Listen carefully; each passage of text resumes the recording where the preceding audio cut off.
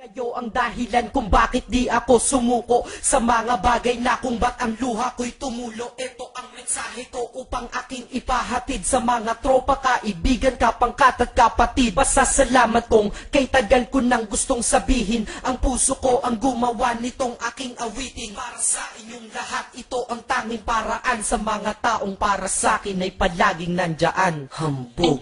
Kayo ang dahilan kung bakit di ako sumuko sa mga bagay na kung ba't ang luha ko'y tumulo. Ito ang mensahe ko upang aking ipahatid sa mga tropa, kaibigan, kapangkat at kapatid. Pasasalamat kong kay tagal ko nang gustong sabihin, ang puso ko ang gumawa nitong aking awitin. Para sa inyong lahat, ito ang tanging paraan sa mga taong para sa akin ay palaging nandyan. Upang ako'y mabigyan ng kalakasan ng loob at manatili na nakatayo at di patataob na kahit na anumang pagsubok na nagdadatingan. Di ako takot pagkat alam kong may malalapitan. Pag ako ay mayroong problema na dinadala, akala ko ako'y nag-iisa, ngunit hindi pala. Alam nyo ba kung bakit?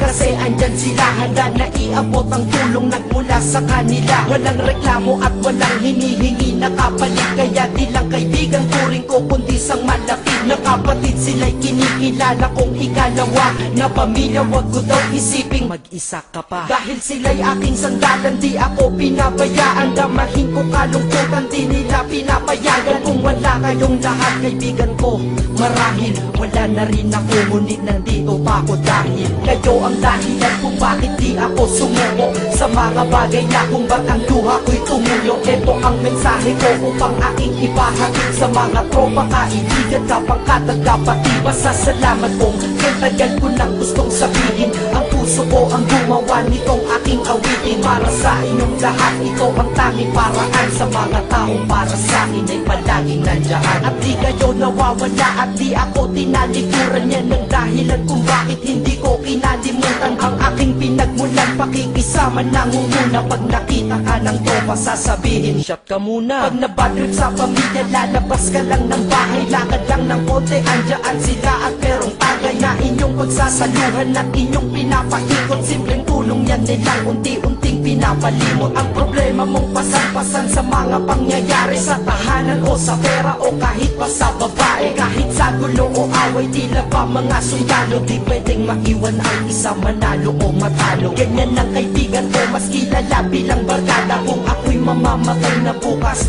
ako'y handa na. At kung may ikalawang mundo o buhay para sa akin, sana magiging tropa ko kayo pa rin. Kayo ang dahilan kung bakit di ako sumuko sa mga bagay na kung ba't ang luha ko'y tumulo. Ito ang mensahe ko upang aking ipahatid sa mga tropa, kaibigan, kapangkat at kapatid. Pasasalamat kong kay tagal ko nang gustong sabihin, ang puso ko ang gumawa nitong aking awitin. Para sa inyong lahat, ito ang tanging paraan sa mga taong para sa akin ay palaging nandyan. Kaya ako'y kontento na dahil kayo'y naging parte ng buhay ko. Sa kabutihan nyo, paano ko gagante? Magtatawagan ng mga tropa, kita-kita lang sa kanto. Pagkatapos didiskarte ng pitselyosi at baso, papaikot ang sombrero para mag-ambag ang tropa. Kahit 20 pwede na, basta lamang makatoma.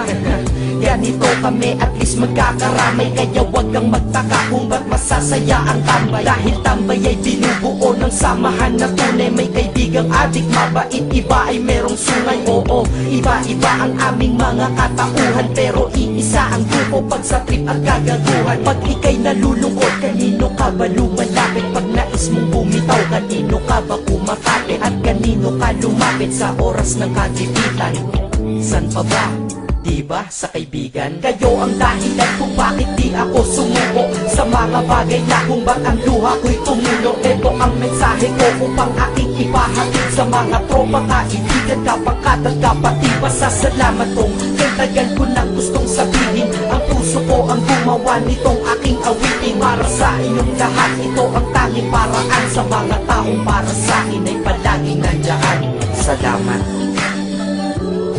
Acero Records, Sad Productions, hambog ng Sacro Crew.